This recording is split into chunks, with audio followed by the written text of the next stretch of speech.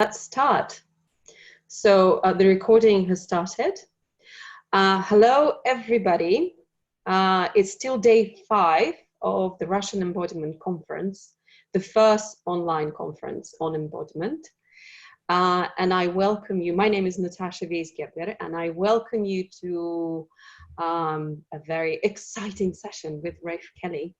And the session is called Cultivating the Heroic Self. Reyf Kelli is a founder of a project called Evolve, Move, Play. And without further ado, as they say in Britain, I pass the floor to Rafe so that he can take you through the movement and the play. Okay. Cool. Well, thank you guys so much for having me. It's really amazing to be being streamed across the world to reach a community that I've never had really a chance to communicate with. So thank you guys for inviting me. I'll start with just a little bit about my background and what Evolve, Move, Play is, and then how I see it as interrelating with embodiment. And then I'm going to tell you guys a story, and we're going to do a little exercise and a visualization and kind of tie it all together. So I started training martial arts when I was 6 years old, and then I went into gymnastics and basketball and strength conditioning. And then at 23, 15 years ago, I found parkour, and I fell in love with it. I had been a child who had really fallen. I had ADHD and dyslexia, and so I had to be taken out of school. And I found that it was through falling in love with epic literature, the Lord of the Rings, the Iliad, the Odyssey, that I was able to overcome my learning disabilities. And I remember at about 12 years old, I had this profound sense of disillusionment when I realized that there weren't actually dragons and orcs out there in the world to slay. And so my first professional vision was then to become a fantasy novelist, because if I couldn't do it, at least I'd write about it. But when I saw David Bell jumping from one building to another, it was like I recognized that even if there weren't dragons out there in the world, there were dragons inside yourself. And that through confronting this jump, I could go on that heroic quest. I could uncover my own heroic self. And so that's been a great passion of mine ever since. And I've had this idea of what is it to be kind of the most complete expression of a human. When you read that old heroic literature, you find that there's lots of interesting things buried in it. So my last name's Irish, Kelly. Turns out I have very little Irish ancestry, but I was very obsessed with my Irish ancestry when I was young. And so I read all the traditional Celtic mythology. And when you read that Celtic mythology, you see that the idea of a hero is this very complete idea of physical capability, right? So the Irish heroes, they don't just have the ability to fight with weapons. They can jump and fly through the air. They can run along tree branches. They can run up the tops of spears. They can ride barrels down hills. They had all these feats that they did. And so as I started parkour, I saw that there was something related here about this idea of aiming at the heroic self. And so I've gone down that road, and I reached a point where, that mythological layer, for a time I was too rational to really respect it and give it its due. And so I became very obsessed with kind of like a sport-oriented approach to my training. And I was pushing myself to achieve these very specific goals. But I found that the goals didn't actually fill me with love and joy in my process. And I started to get injured and break down. And I stepped back and I said, do I want to do this and be a competitive athlete for 3 more years and then be too injured to continue? Or do I want to do this for the rest of my life? So I just went and played and just took care of my body. And that was really powerful. But there was a point where I felt stagnant. And it was then that I came back to the idea of the heroic self, specifically through the work of Jordan Peterson. But it reminded me of all of these things that I'd read And so I became very obsessed with this idea, or very interested in this idea, that there was this heroic self that we could aim at and that we could access it through a movement practice. And then, you know, I found, or Mark found me, Mark Walsh, who I'm sure most of you guys know, and we started talking about it. And some of the ways that I was talking about movement and some of the connections that I was making, he was like, this is embodiment. You're doing it already. I was like, I don't know what that means. But I got the chance to go and train with Mark, and Mark came out to one of my workshops, and a couple of other students of mine were involved in somatics and embodiment. And it became obvious that there was something deeply connected here. But there's also something that it felt like was missing in the parkour community, and then something that was reciprocally missing in what I saw in the embodiment, or especially the somatics tradition, right? I'd run into lots of people who were interested in Feldenkrais and Alexander and ego skew through my years of training. I had yoga, right? Lots and lots of yoga. Both my parents were yoga teachers. My dad almost died getting malaria in an ashram in India when I was 15. So I'd been around that, and there was something that didn't feel right to me. And I had a conversation with my friend Aaron Cantor, who's one of the kind of apprentices within Evolve Move Play, but he's an extremely experienced movement teacher, and he was involved in shadow yoga. And he introduced this idea to me that really struck home. He said that essentially we can look at things like the somatic arts as being oriented toward the experience of being, and they're internal. And things like parkour and martial arts and the flow sports, they're externally focused. They're about what we're becoming. And so what I realized is that each of these things contain a trap, right? And when they're married together, we have the best potential to uncover the most transcendent aspect of the self, the highest potential of the self. So what I see in the yogi and the embodiment community is essentially what you're tending to focus on is regulation of the state in the moment, right? What is my experience of being right now in whatever context that I am? And this is a very powerful thing, because people can be achieving many things. You can be outrageously financially successful, you can have a beautiful partner, and you can be miserable, right? You can have great prestige in your company. And so people recognize that there is this necessity to go into a journey of learning how to regulate this state. But the problem is that when you spend all of your time looking at what's happening at this moment, you can lose the aspiration towards what we can become. And that can become a place where there's almost a cycle of narcissism, of looking internally and saying, how can I adjust this? How can I adjust this? And then you forget that a lot of what you do in life has to do with your relationship with everything outside of you and how you manage and grow those things. So I've been deeply influenced by the work of John Vervaeke as well, who's a cognitive psychologist and scientist from the University of Toronto. And he has this idea of, excuse me for a moment, I've just blanked. But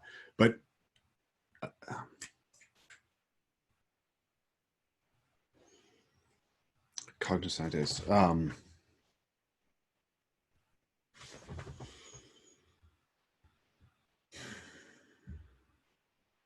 Where was I going?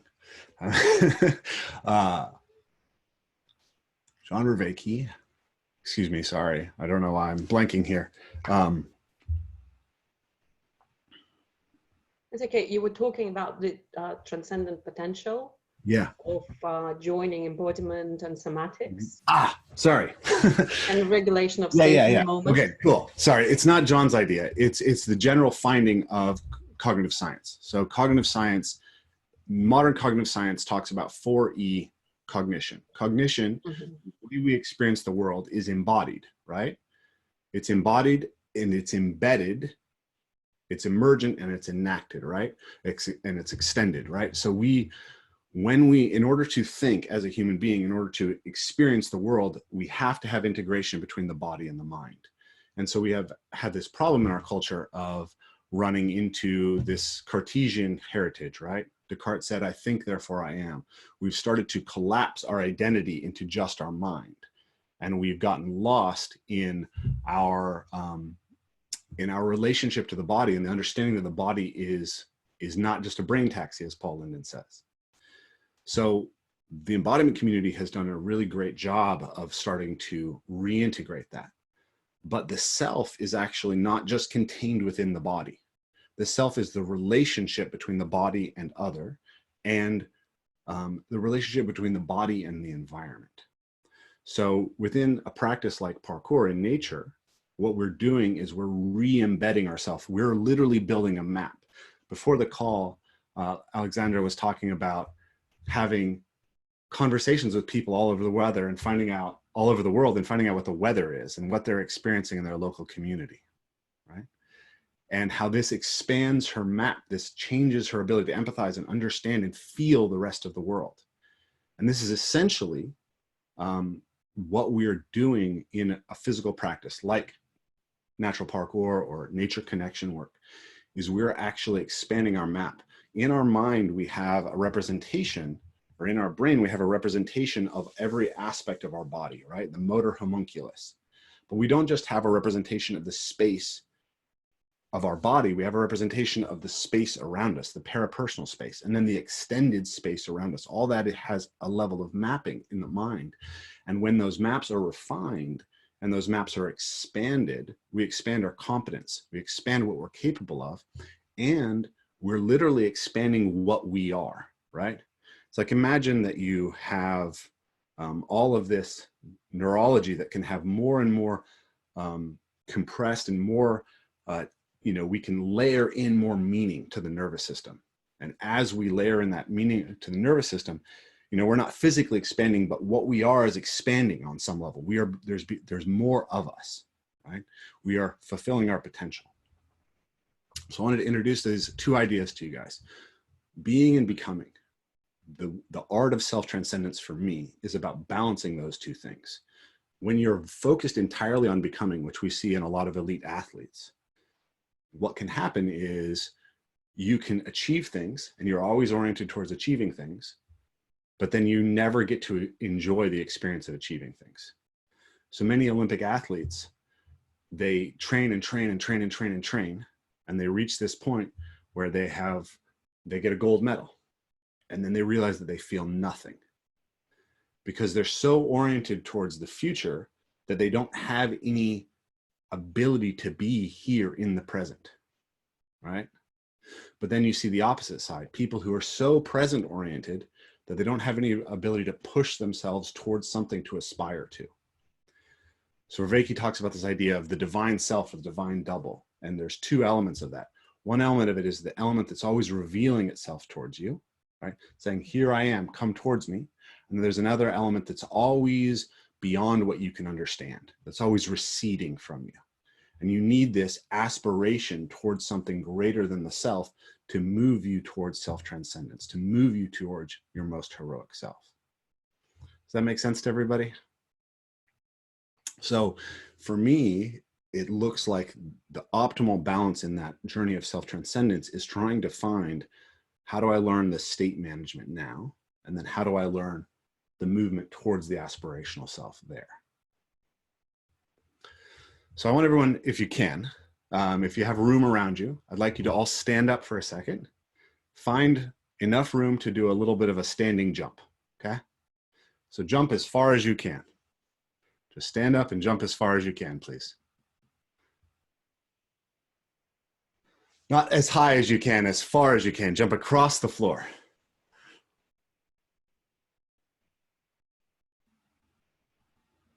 There we go. Bunch of people jumping. Excellent. Nice. Love it. Okay. So now you feel that jump, right? And that's relatively simple. But for a lot of you, that's probably quite unfamiliar. A lot of you haven't tried to jump as far as you can. this really basic human pattern may be quite unfamiliar to you, right? My daughter, who's 2 years old, she's doing this. But you may not have had a demand to try that for years. But if you were to live in an environment that hadn't been made to afford you the easiest movement through possible, you would have to do things like this. Go to a rocky creek bed and go from go to the top of the creek bed to the bottom of the creek bed, and you're going to have to jump. And we've lost these aspects of this. And there's much to learn, right? One of the core ideas here is parkour, in some sense, recapitulates the hero's journey. So I want you to stand up again. I want you to prepare for the jump, but as you do, I want you to close your eyes for a second and imagine yourself. Okay? Imagine that you're standing on the edge of a cliff, right? 30 feet below you is a rushing waterfall, and you can hear the noise of the waterfall. You can feel the spray of the water coming off, the difference in the heat and the cold of the water. You can see the rocks below you and the rushing white water. And if you don't make it to the other side, your body's going to be crushed on those rocks, right? But the distance is possible for you. And feel that if you can, what would that feel like, right? What would that fear feel like? What would that feel like in your belly? What would that feel like as it clutches your heart? And what would it feel like to trust your body and know that you could jump across and that what was beneath you no longer mattered? See if you can really visualize and feel that fear and feel the letting go of the fear, the locking into the jump, and when you're ready, jump that gap.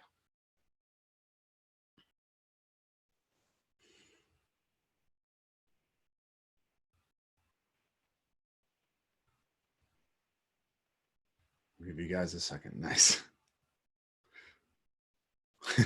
Cool. Boom. Okay, so could you feel a difference there? Give me a thumbs up or a nod if you felt the difference between doing the physical act and then placing it within an environment, right?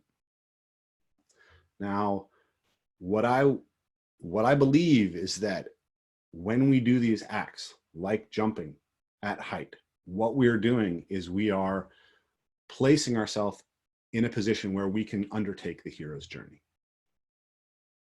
So I'm going to tell you guys a little story now. A story that for me is really resonant of the hero's journey, one of the famous hero stories.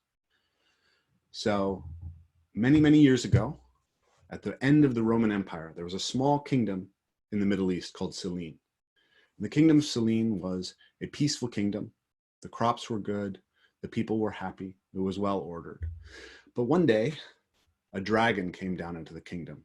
It began to burn the crops. It began to carry off the young people and eat them. It despoiled the waters. The people were frightened. They were terrified. They were agitated, and they didn't know what to do. But one day they went to the cave where they knew that dragon was living, and they said, is there anything that we can do that will allow you to leave our land alone? And the dragon said, yes, if you sacrifice one of your members to me every month, I'll leave the rest of you alone. And so everyone in the kingdom of Selene wrote their name on a small pebble, and they dropped the pebble in an urn. And once a month, they would pull a pebble out of the urn, and that person would have to be sacrificed. This went on for many months. But then one day, the name that was pulled out of the urn was the daughter of the king, the princess of the kingdom.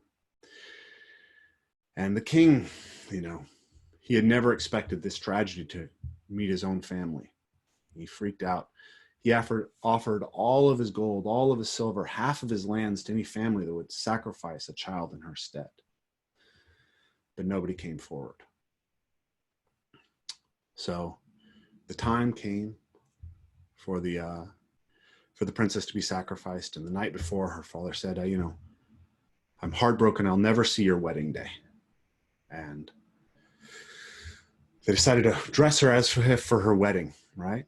And so she was dressed up in her wedding gown, and there was a procession of all the people, right, to the cave of the dragon, and they staked her out, right? They chained her to a stake and left her there.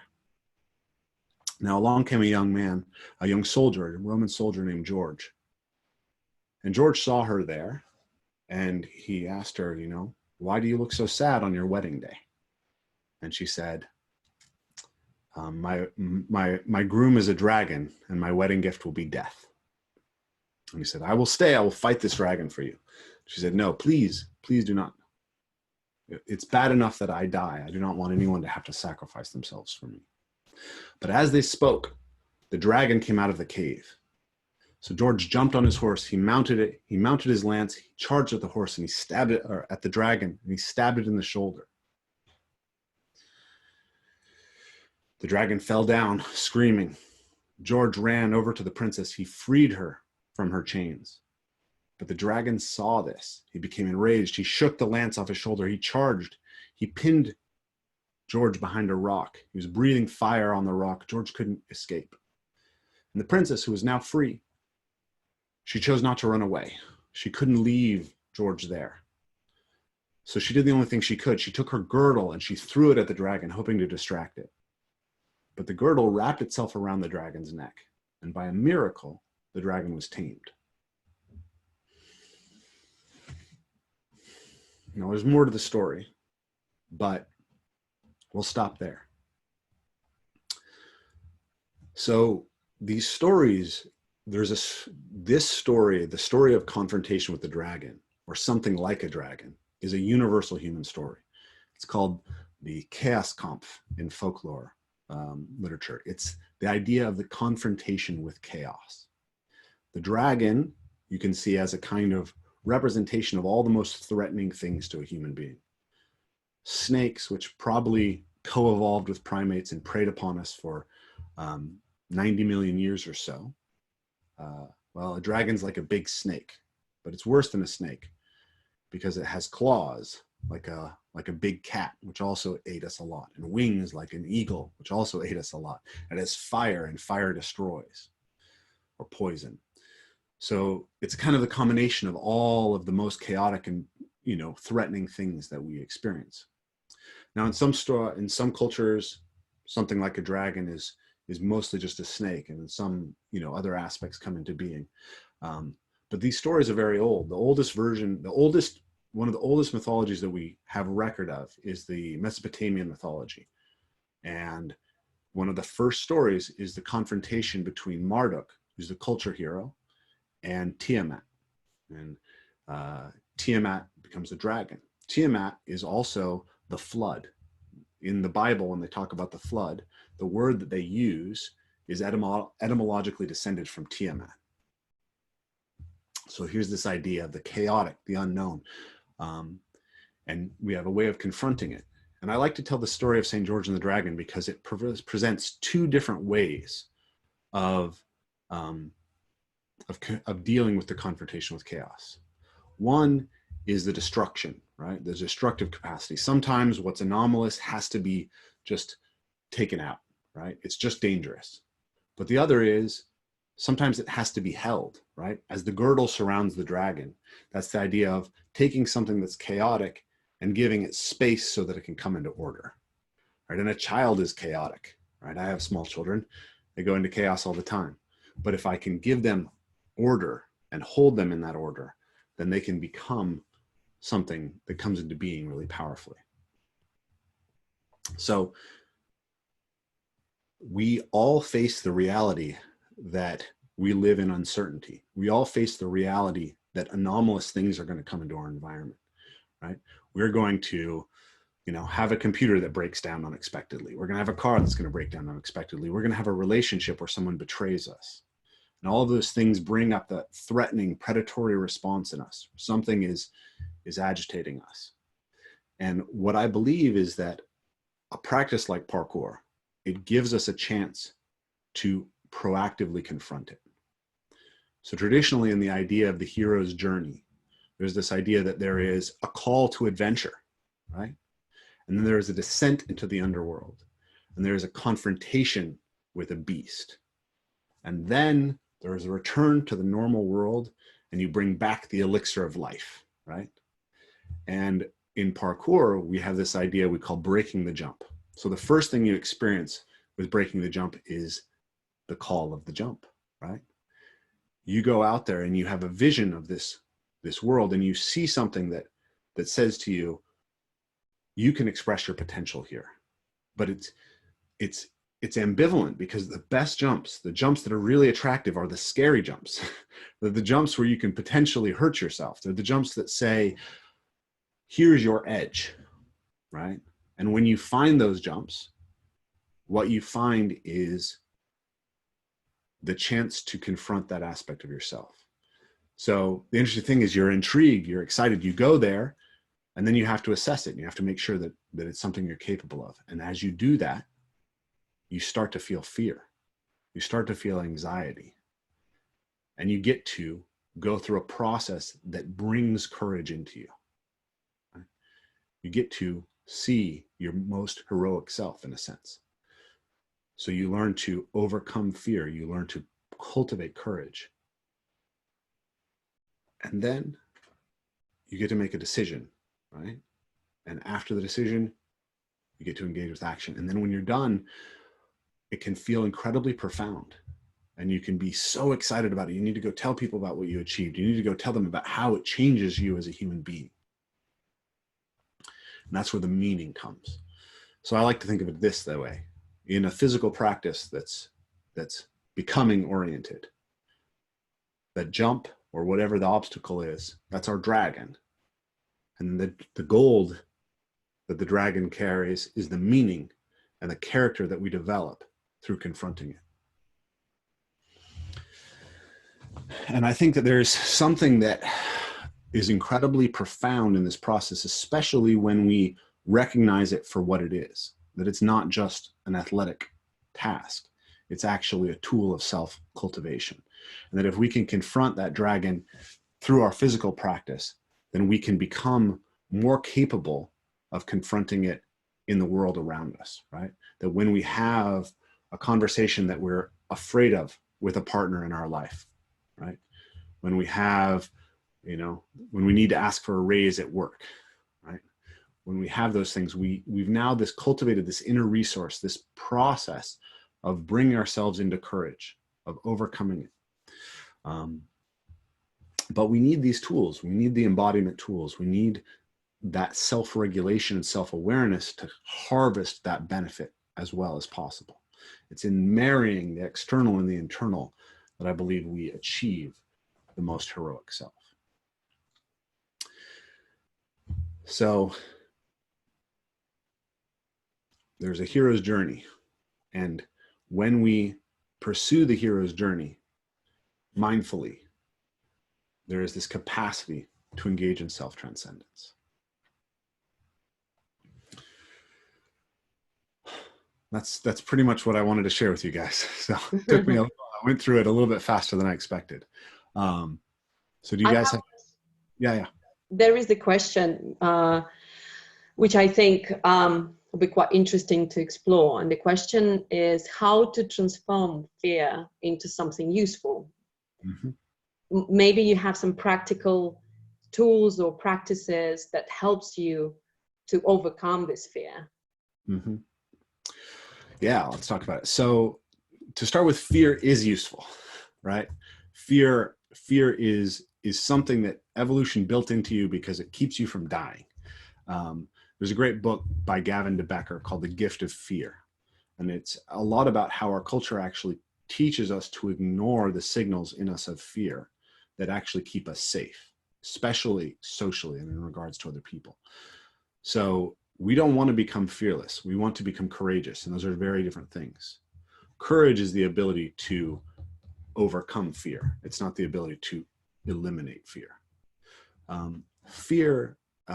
The way that I think about fear is a friend. It's a friend that has your best interests at heart, but it's a friend who can become very controlling and very, it can, I like to say that essentially you want to get to the point where you are riding your fear isn't riding you. So there's an interesting aspect of fear, which is that you need the right amount of it. So with helicopter pilots and soldiers, there's a U-shaped mortality curve that they experience. So helicopter technicians, sorry. So if you're a helicopter technician and you go to start working on helicopters, initially your fear is too intense, right? And so you overreact to the situation. So you are, you get a little bit too close to one set of blades that are moving, and you realize you're too close, and you overreact, you jump backwards, and then you get thwacked by the other set of blades, okay? Or as a soldier, you know, the moment you're under fire, you turn your brain off, you freeze, you panic, you run, you know, and you get shot, okay? Now, over time, you learn to calibrate your fear effectively. And you reach a point where fear is information, but it's not overwhelming your system. And so once a soldier's been in this field for 30 days, 60 days, and they've taken fire, all of a sudden they become very efficient. A helicopter pilot, a helicopter technician is the same way. But what happens is, if you don't learn to reset that fear, right? If you become too inured to the danger, all of a sudden you start to die because you're not paying attention, because the fear doesn't move you at all. So the helicopter technician who's been doing it for 10 years becomes careless. You know, they become overconfident and they walk into the blades because they're just not paying attention. Same thing happens with soldiers. You leave them in the field for so long and all of a sudden it's like the bullets don't mean anything to them. They can't process it. They can't stay in that state of having fear. So one thing that's happened very frequently in the history of war is you'll have a unit that's extraordinarily successful in one theater, and you'll say, okay, we got to get these guys over here because they're going to help us save the day over here. And they'll go from, say, you know, Algeria to the German front lines, and they'll just get absolutely smashed because what's happened is they've been exposed for too long and they become completely inured to fear. And this happens as well within the process of parkour. If you expose yourself almost too much, you can reach this point where you become completely apathetic. This can happen also through just fatigue. You know, I'm working very hard and I'm training, and so I'll go out to train and I'll get up high on something and I'll feel zero fear. And I'll climb immediately down and go do something else because I know that if there's no fear there at all, then I'm very likely to potentially hurt myself really badly, because fear makes you alert. It makes you aware. So it's not about getting rid of fear. It's about learning to calibrate fear and learning to recognize how you get yourself into that optimal relationship with it. And we do that through a few different ways. There's visualization, right? So there's two types of visualization that we use within the parkour community. There's a negative visualization and a positive visualization. So you can look at the jump and you can watch yourself in your mind doing it over and over again. And then you can feel what would it feel like in your body over and over again, right? You can get as many repetitions done as possible just mentally, and that will slowly take fear back. The other Without aspect. even doing. Exactly. Without doing the jump. Yeah, there's something that I don't think it's Peterson. I think it may have been Karl Popper, but I heard it from Peterson. But he said, we think so that our thoughts may die and we don't have to. A lot of what thinking is actually essentially mapping out motor actions, right? The brain exists first to control movement. And so the way that, you know, cognition, thinking is in some sense, it's bootstrapped on top of that. And so what it is a lot of the time is actually like running an avatar through motor actions in your mind. So, you know, one way to look at this is a mosquito has 1,000 babies, right? It passes 1,000 sets of genes into the next generation, and almost all of them die. So that's the mosquito's experiments. And what you do is you have thousands of thoughts, and most of them don't lead somewhere that you want to go. And so you're collapsing all those thoughts. You've internalized the Darwinian process. And so what we're doing is taking that intentionally by visualizing right? How it would be successful. When we, and then the opposite is we visualize all the ways in which we can control the situation if it goes wrong, right? So you can look at how I would bounce back, how I would bounce forward, how I would save myself. You can essentially give yourself this buffer. And then the last and the sort of most potentially dangerous technique is you can teach yourself apathy. How many of you guys have done Mark Walsh's death meditation? Right? Okay. Any kind of death meditation.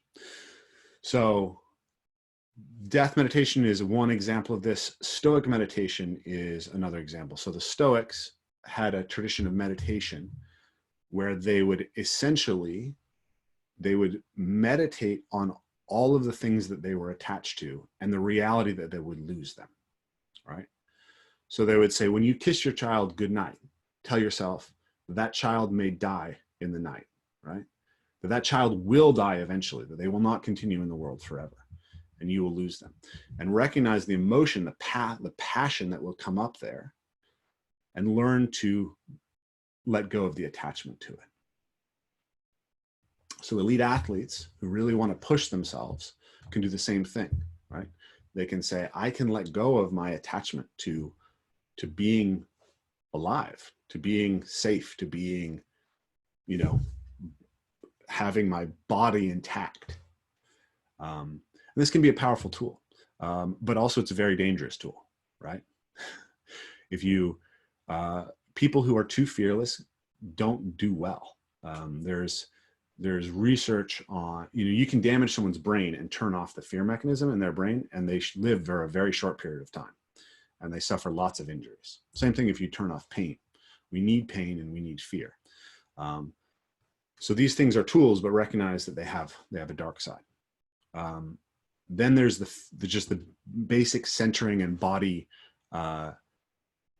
embodiment practices that a lot of you guys are familiar with, right? So if you watch elite parkour athletes as they're preparing for a jump, you'll see they almost all go through a very similar sequence. They breathe, focusing on that exhale, right? I don't know how many of you guys are familiar with this, but perhaps a lot of you are.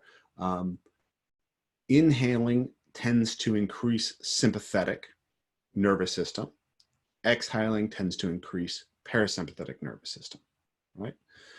So if you know like the Wim Hof breathing, right, where you inhale as completely as possible and exhale only partially, what that's actually doing is intentionally hyping your sympathetic nervous system up, which can have all sorts of interesting things. Essentially what they're doing is producing an acute hypersympathetic state that then your body can resolve and get better at resolving hypersympathetic states. The opposite is what you guys have all done of that nasal diaphragmatic breathing, right? Releasing. So if you look at elite parkour athletes, they'll almost always have a focused exhale prior to completing a big jump. The other thing you'll see is that they shake. Okay, shaking is a calming signal that's used by pretty much all mammals. So in January last year, I went pig hunting for the first time. So we had dogs, and then, you know, the dogs were going to corner the pigs, and then we were going to shoot them with a rifle. So we were running through, so the dogs took off. We heard a pig screaming. We run through the woods, and we found a piglet about this big. So we're not going to harvest a pig that big. So I ran down and slid down this thing and pulled the dog off the pig, and the pig didn't run away. It went about 5 feet away into the bushes and started shaking. And you'll see the same thing if a lion takes on a gazelle or a wolf attacks a caribou. As soon as it feels safe, the animal will shake. And the shaking is a way for the nervous system to reset and get rid of all of that excess cortisol in the system. So when I'm preparing for a jump, I'm shaking as a way to down-regulate that sympathetic nervous system. Obviously, we need sympathetic nervous system arousal to accomplish things, but when it's excessive, we lose our fine motor control. The other thing that you'll see is rituals, right? Ritualized behavior. So really common one in the parkour community is if you have some dirt on the bottom of your shoe, it will tend to make your feet slip. So what we tend to do is rub the bottom of our shoes to make sure they're not there, or even spit on our hands and rub the bottom of our shoes, because that adds this, as the moisture evaporates, it increases the grippiness of the rubber. So I do this. The funny thing about this is I'll do this in context where, and also we spit on our hands in order to grip better. But I'll do this in context where there's no way that either of those things is going to have an effect physically. But because I've habituated to it, it's a calming ritual for me every time that I jump. So you have breathing, shaking, rituals, and visualization. All these are ways that you can learn to downregulate that fear arousal. And they work, right? They work in other contexts, right? Once you have that installed in your mind, let's say you're going into a meeting with your boss, right? You're afraid that you're going to ask, you're afraid that you're to ask for a raise.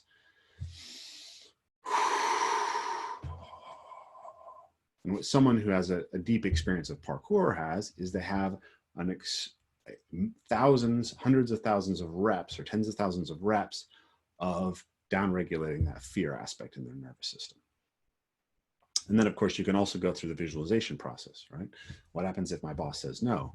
Can I release my attachment to that? Can I, if I get yelled at, can I have less of a reaction to it? Can I visualize that negatively? Or can I, say, hey, I'm very likely to get this.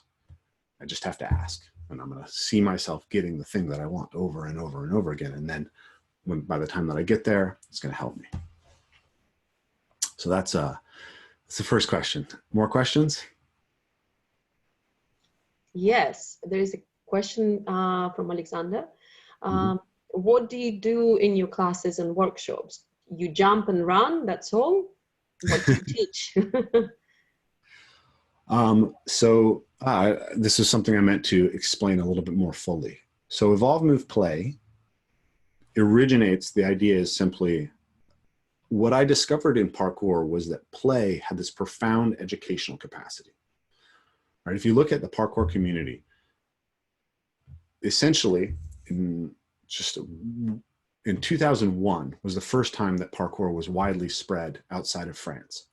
So in 19 years, the parkour community has grown to millions of people around the world, and the skill levels that have been achieved are comparable to those in elite gymnastics and track and field. So the best parkour athletes in the world can do triple flips and triple twists, which is, very comparable to what the best gymnasts are, where they do very similar things. Parkour athletes are able to do what would be considered an E element in gymnastics, and the highest that it goes is F right now in the code of points, and very few people compete Fs. So that's incredible. And right now I'm working on some data on our comparison to track and field, but elite track athletes can jump 28 feet, but they land in a pit. So take away maybe 2 feet for landing in a pit or a foot for landing in a pit. And then add the fact that you're gonna land on something hard and scary in gymnastics. And then also track athletes run from 19 steps, 30 to 40 meters. Parkour athletes almost never go more than 10 meters in their run-ups. If you look at a 10-meter run-up from an elite track athlete, they might jump 24 feet. So now the best parkour athletes are now jumping 20 feet, right? Account for the fact that they're landing on something hard. It looks like parkour athletes are maybe at 90% of what track athletes are. This is an extraordinary accomplishment because these guys don't have the support. They don't have coaching. It's all self-organized, right? And it's only been around for a very short period of time. And most of these guys started this relatively late in life. Like the elite gymnasts in the world started when they were 6 years old or before. And these parkour athletes might be achieving similar things having started at 13 years old. So this is a really extraordinary thing. And what I believe it shows is the power of play as a pedagogy, right? We self-organize movement, we learn really well, we tap into flow states, all of these things accelerate learning, and our traditional pedagogical systems haven't understood this. So I was very intrigued by this, but I said, what would this look like if we took that kind of underlying code of parkour and we expanded it to a full system of physical education? So the idea is we evolve from movement. We need movement. We need a broad and diverse set of movements. And we need to be able to, we need to learn movement through play. We evolved to learn movement through play. So that was the inspiration for it. And then over the years, it's accumulated all these things. And specifically, we do these long workshops. They're 7 days or 8 days now in the summer. And we have everyone stay in one place at this beautiful property that my family has. And, you know, we happen to have a wood-fired sauna there, and we're staying in these beautiful houses, and we make food, and then people started singing songs and bringing music and bringing all these things. And I got interested in mindfulness and meditation, and so we added layers of that into it. And we started just you know, every time that we did a workshop, we'd ask our students what was really meaningful to them about it. And I always kind of expected initially that it was going to be like, oh, this jump that I did, or learning this skill. And what came back was what I learned about myself, how I connected to other people, how I connected to nature. Those were what was most profound. Or the experience of getting to play again. The experience of playing with, another one that's really profound for people is men and women playing together, right? And feeling safe being physical together. But all of it came back to this idea that what people are seeking is real connection. And that in our modern life, we feel deeply disconnected and deeply alienated from the things that give life meaning. And so we started crafting our idea around how do we facilitate these reconnections with people. So what I would say is that the idea of Evolve, Move, Play now is it's a self-cultivation system or a self-transcendence practice, set of practices based on movement, mindfulness, nature connection, and community. These are essentially the things that we most need. And that when we layer these things into one practice, it's an ecology of practices that gives us the highest potential for self-transcendence. So I'm not sure if I answered the question. Can you repeat the question again? Is that an answer? I think you did. I think you did. You kind of created a very complete picture of what your courses consist of. What do we do at the course? Yeah. What do you teach apart from just jumping and doing the physical things? Yeah. And so you explain that it's a whole ecosystem. So we have the mindfulness. We have the nature connection practices. So we learn about bird languages and tracking and the local ecologies, and we play games that teach us about nature. We have the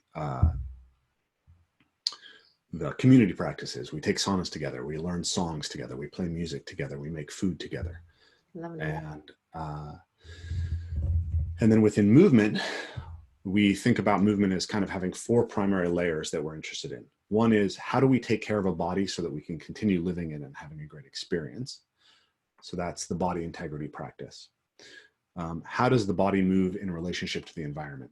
That's the natural parkour. So we call that body to environment. And then how does a body interact with things that it can manipulate? How do we play with objects? So we play with balls and sticks and stones. And then how does a body move with another body, right? Body to body practices. So I have a deep background with martial arts. It's very informative of my work. But rough and tumble play is probably the oldest and most profound form of play. And it's not only about having the physical skills to fight with someone or hunt. It turns out that rough and tumble play has this enormous impact on empathy and negotiation and understanding the other. When we engage intensely physically with another person, we learn what's comfortable. We learn our body. We learn what it looks like when someone else is scared or afraid or having fun or overwhelmed. And that actually increases our capacity to have empathy for other people. We really develop the motor map of the self and other. And, you know, it impacts sexuality as well. There's research that shows that if you deny, especially young male rats, access to rough and tumble play, that they fail to be able to initiate courtship with females when they're adults. And I don't think there's comparable research on humans, but my observation is that I think that this is actually a lot of what's going on with some of the dysfunction between male and females in our culture, is that because they don't have a good experience of playing together as youths, they become extremely, basically we're socially retarded and physically retarded developmentally. And so we don't know how to read each other's signals. We don't know how to see that someone is excited about the way that we're touching them or not excited about the way that we're touching them. We don't know how to approach those things and have layers of another thing that I got from Peterson that I really like is this idea of high resolution versus low resolution understandings of things, right? So you can imagine you have a picture with big pixels. So there's only a few pixels and you just get a kind of very low information picture of something, or you can have like lots of fine-tuned pixels, right? So when I was a young man, because I was homeschooled, I didn't have a lot of experience with girls. So it was like my brain didn't know all of the steps between like liking a girl and kissing her, right? So it was like, I didn't understand how to initiate touching a hand, how to have some playfulness, how to have some flirtation. So I would just like be super intellectual and just talking at them. And then I'd be like, well, now I'm just going to try to French kiss you. And that's very not comfortable. Doesn't work, right? Luckily, my wife was very geeky too, and she just figured me out. But what this is it's a lack of essentially layers of understanding of the other, and particularly the other gender, or other sex, right? So when we have very good physical play, especially someone's over there dying with laughter. When we have very good communication through touch, and when we can read someone and we can really see what their face is telling us, what their body's telling us, and we have that sensitivity. And also the more that we have empathy through that sensitivity, the more that we're going to not want to transgress boundaries, right? So if we want to build a consent culture, as people talk about, right? If as a young man, I can feel deep empathy for the discomfort that a female partner might have because I'm going too fast, then I'm not going to want to do it because I'm going to feel in my own body that resistance. So I think this is incredibly important, this aspect of let's be physically playful together. And let's build this communication, let's build this capacity, let's build this resilience in ourselves. And obviously there's the aspect of, can you defend yourself? And we're so afraid of our capacity as violent creatures. But it's the truth. The truth is that we killed each other for millions of years, and we killed other animals for millions of years. And if we can't look at that, then we don't understand what we are. And if we don't understand what we are, then we can't have good control over it. There's research on dogs that shows that if you deny them the ability to bite your hand when they're developing, right? Like puppies love to rough and tumble play. If you just say no, if you stop them completely, they actually become more dangerous as adults because they don't have bite inhibition. They don't have an understanding of what that actually looks like. So I think this is actually part of what's happening with like all these spree killings in America, is that these people have this basic desire to engage in a kind of playful, violent interaction that's been denied. And so they have no recognition of reality and no empathy for the experience of pain in another person's body. And so that natural desire to have some kind of physical play fight interaction expresses in this incredibly pathological way. So like with my children, well, actually, so I saw this video years ago of this, I think it was a Turkish family. And there's this little boy slapping his dad, and his dad was slapping him back. And they were slapping each other really hard.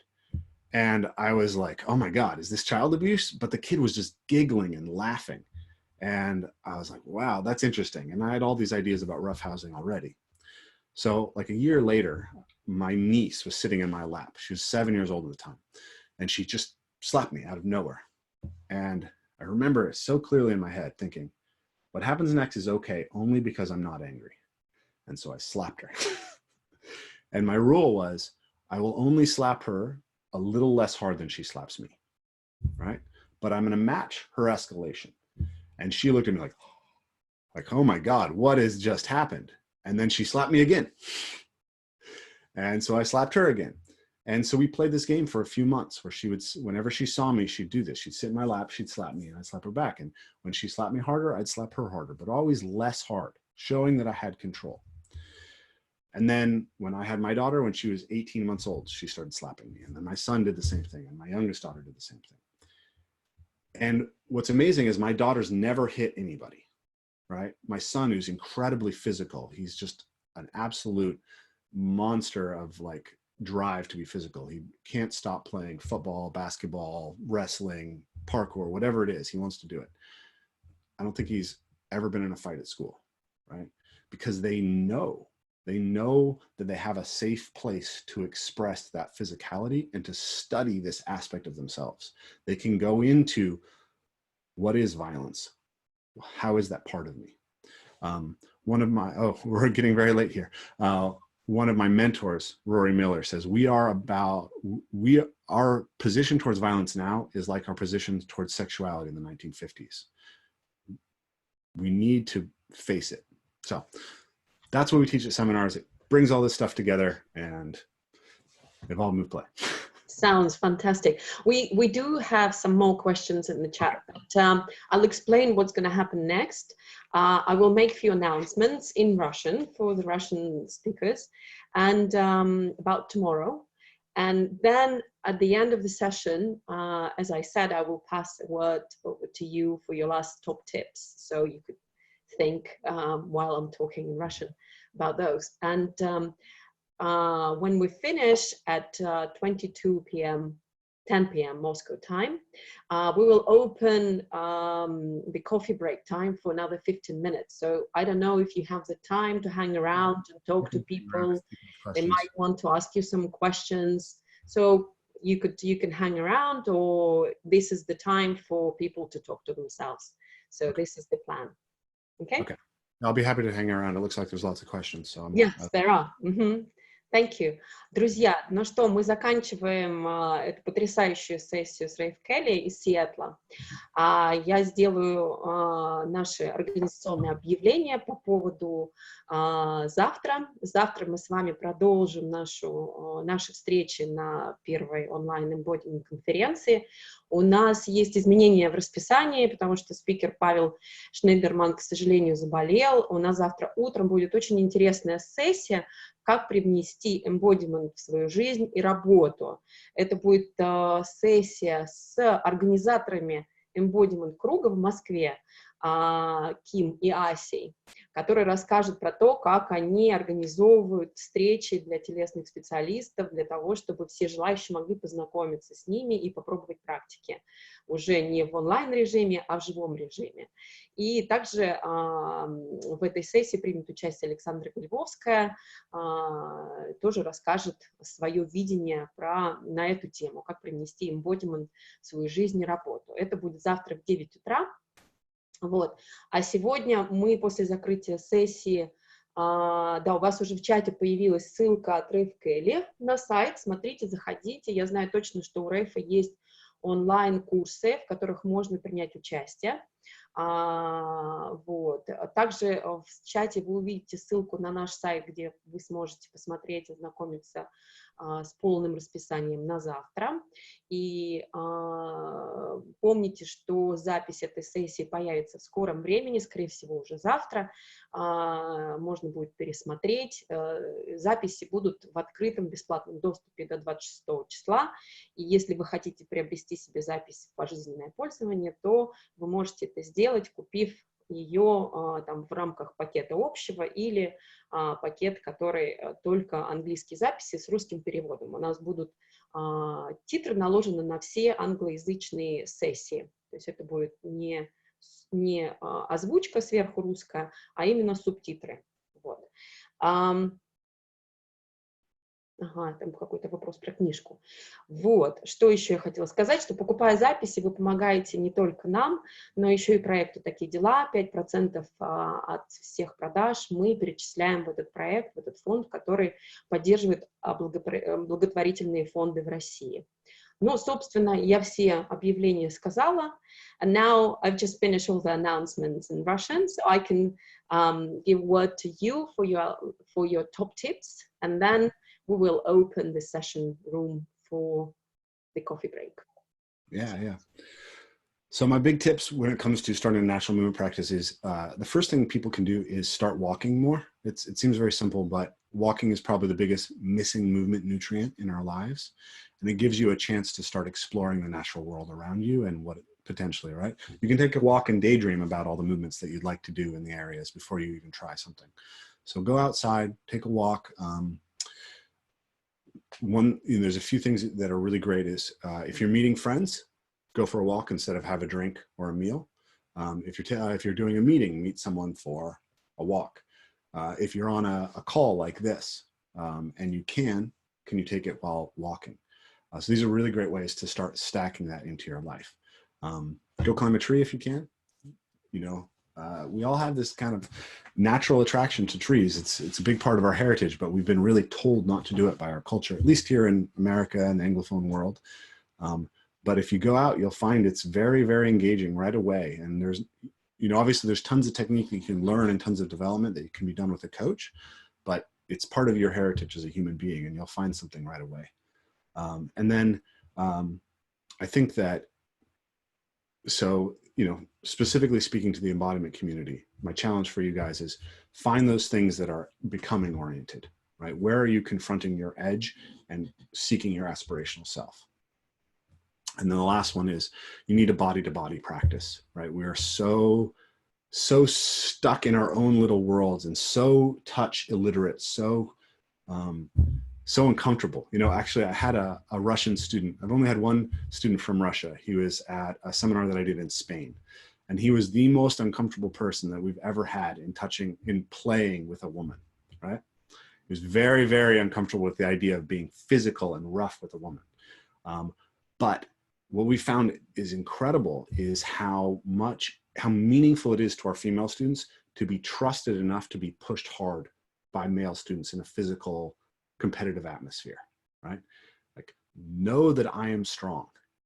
You know, you may not be, you know, I'm 230 pounds, I'm 103 kilos or something like that, right? Most female students are not going to be able to match me strength for strength. So it's not about me just smashing them, but it's about me pushing them as hard as they can take. And when I do that and I show them the respect that I believe in their potential, they find it incredibly meaningful. So I think when it comes to really getting back in our bodies and really understanding other people, do some partner dance, do some contact improv, do some jiu-jitsu, do some judo, do some capoeira, do something that gets you really engaging with another person's body. It's just incredibly nourishing, and it's something that we desperately need because people didn't get roughhousing, they didn't get that experience, and we're deeply suffering from this disconnection. Wow, thank you. That's amazing. Okay. Great top tips. Thank you very much.